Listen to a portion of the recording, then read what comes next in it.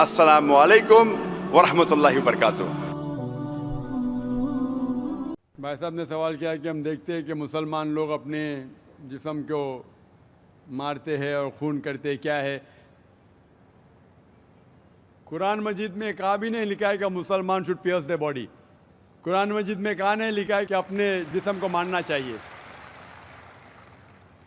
جہاں تک کہ صحیح حدیث ہے، صحیح حدیث میں اللہ کے فرماتے اگر انتقال ہوتا ہے آپ کے گھر والے کا یا کوئی نقصان ہوتا ہے، میکسیمم آپ 3 دن تک سوگ منا سکتے ہیں، 3 دن سے زیادہ نہیں، کیونکہ کسی کا بھی انتقال ہوتا ہے وہ اللہ کی طرف سے ہے۔ تو انتقال ہونے کے بعد بھی، موت کے بعد بھی اگر آپ کو سوگ منانا ہے، اگر آپ کو you want to wail and cry, maximum 3 days۔ تو یہ قرآن اور حدیث کے مطابق نہیں ہے، اور کوئی بھی کرتا ہے تو قرآن کے خلاف کرتا ہے۔ بھائی صاحب کا پہلا سوال کہ خدا نے، ایشور نے ہمیں کیوں بنایا؟ دوسرا سوال کہ خدا نے اتنے مختلف مذاہب کیوں بنائے؟ Why so many religions? اور تیسرا سوال خدا کانٹرڈکٹ کیوں کرتا ہے؟ خدا اختلاف کیوں کرتا ہے؟ پہلے یہ، پہلے وہ، پھر بھگوت گیتا میں، پھر قرآن میں، کیوں ایسا کانٹرڈکشن ہے؟ 3 سوال، برابر؟ پہلا سوال کہ خدا نے ہمیں کیوں بنایا ہے، اس کے پوری تقریر کیا ہوں میں، purpose of creation. Purpose of creation پوری تقریر ہے میری 1.5-2 گھنٹے کی، سوال جواب کے ساتھ 3-3.5 گھنٹے کی، وقت نہیں ہے، لیکن مین پوائنٹ کہوں گا۔ اللہ تعالیٰ فرماتے ہیں سورہ ملک میں، سورہ نمبر 67 ورس نمبر 2 میں، الذی خلق الموت والحیات، کہ اللہ سبحانہ و تعالیٰ نے موت اور زندگی بنائی تاکہ وہ یہ جان سکے آپ لوگ میں سے کون اچھا ہے، to test which of you is good in deeds. اللہ سبحانہ و تعالیٰ کے کئی مخلوقات ہیں، سب سے بہترین مخلوق ہے انسان۔ باقی جتنے مخلوقات ہیں وہ مسلم ہیں، وہ آلریڈی اللہ سبحانہ و تعالیٰ کا کہنا مانتے ہیں۔ ابھی جو انسان ہیں ان کو اجازت دی گئی ہے، فری ول دی گئی ہے کہ وہ اللہ کی بات مانے یا نہ مانے۔ Almighty God has given us the free will۔ Free will دیا گیا ہے کہ آپ چاہو تو اللہ کی بات مانو، چاہو تو نہ مانو۔ یہ فری ول دینے کے بعد اللہ سبحانہ و تعالیٰ نازل کیا ہے کہ اس دنیا کا ٹیسٹ کیا ہے، the rules and regulations۔ اس دنیا میں انسان کو کس طریقے سے جینا، یہ لکھا گیا قرآن مجید میں۔ اگر آپ اللہ کے احکامات کے مطابق چلتے ہیں تو آپ سفلتا پائیں گے اور انشاءاللہ جنت میں جائیں گے۔ اگر احکامات کے مطابق نہیں چلیں گے تو آپ اس ایگزامینیشن میں فیل ہوں گے اور پھر جنت میں نہیں جائیں گے، دوزخ میں جائیں گے۔ So this life is a test for the hereafter۔ یہ زندگی آخرت کے لیے امتحان ہے۔ میں آپ سے پوچھوں گا کہ آپ کالج کیوں جاتے؟ تو آپ بولیں گے گریجویٹ بننے کے لیے۔ اب میڈیکل کالج کیوں جاتے؟ تو آپ بولیں گے ڈاکٹر بننے کے لیے۔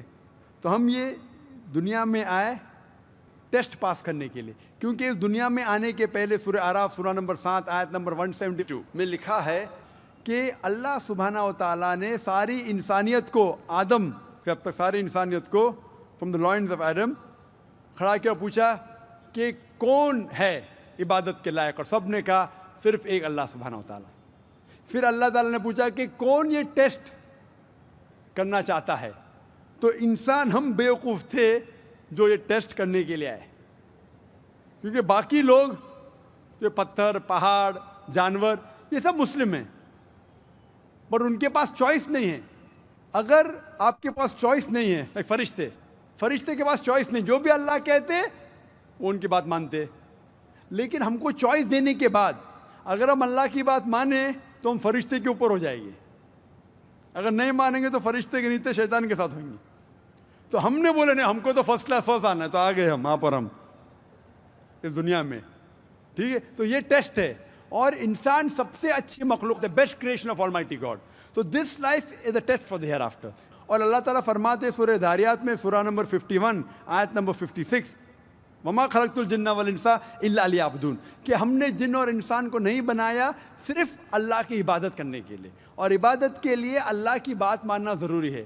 سو this life is a test for the hereafter. یہ جو زندگی ہے آخرت کے لیے ہمارے لیے امتحان ہے۔ آپ کا سوال نمبر 2 کہ اللہ نے مختلف مذاہب کیوں بنائے؟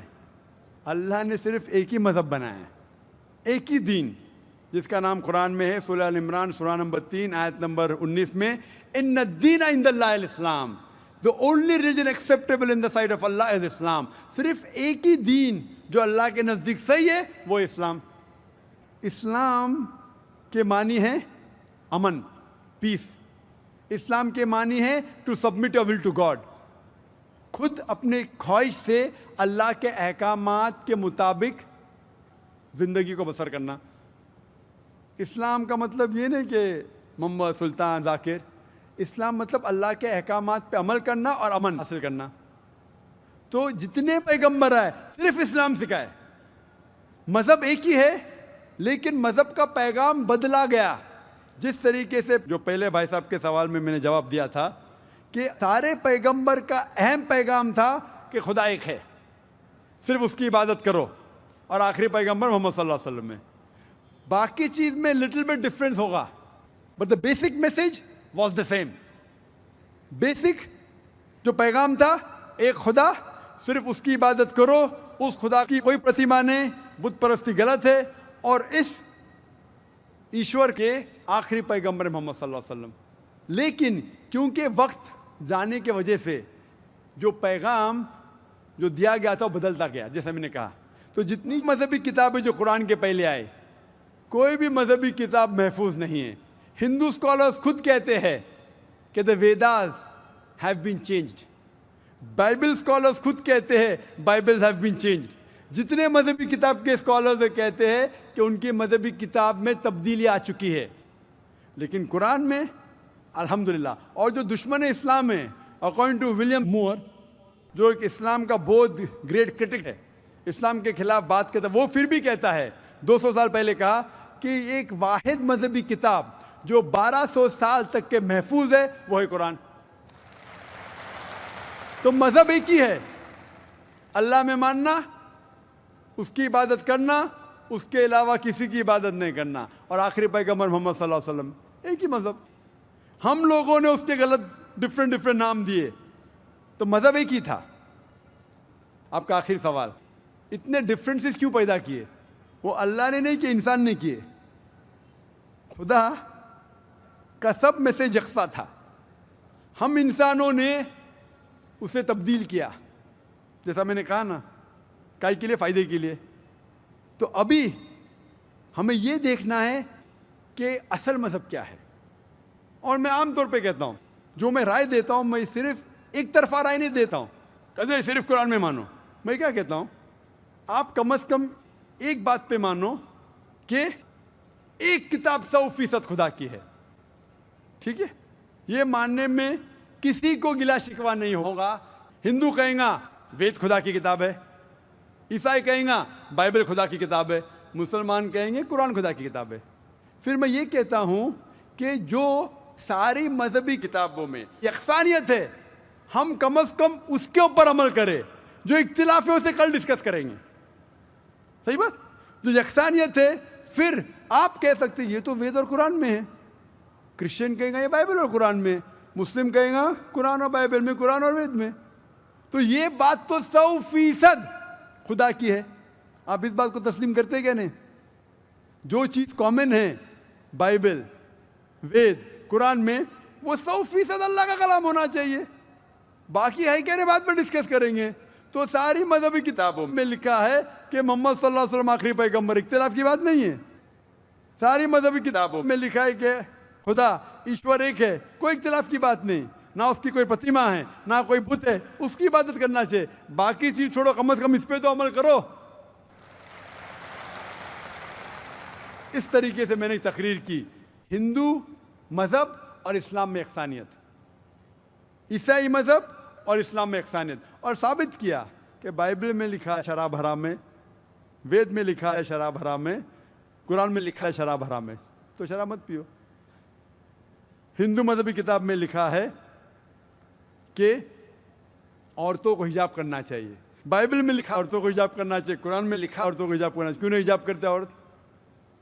اس طریقے سے آپ ہندو مذہب کتاب پڑھیں گے، لکھا ہے سور کا گوشت کھانا حرام ہے، Vishnu Sutra chapter number 5 verse number 49 میں. بائبل میں لکھا ہے book of لیویٹیکس chapter number 11 verse number 7 and 8 book of डिटोनॉमी chapter number 14 verse number 8, book of आयदा चैप्टर नंबर 65 वर्स नंबर 25 कि सूअर का गोश्त खाना हराम है। कुरान का तो जिक्र कर चुका है, 4 जगह लिखा है हम सूअर का गोश्त नहीं खाते, बाकी लोग खाते ईसाई। इस तरीके से मैं कहता हूँ कम से कम यकसानियत पे तो अमल करो, इख्तिलाफी बातें बाद में करेंगे। इख्तिलाफ इंसान ने पैदा किया, इख्तिलाफ पैदा करने के बावजूद फिर भी अल्हम्दुलिल्लाह जितनी भी मजहबी किताबें बदली गई है उसके बावजूद जो अहम अहकामात अब भी मौजूद है। इसीलिए मैं आपसे कहता हूँ कि खुदा में मानो, ना उसकी कोई प्रतिमा है और ना उसके अलावा किसी की इबादत करो, और आखिरी पैगंबर मोहम्मद सल्लल्लाहु अलैहि वसल्लम में मानो। Hope that answers the question.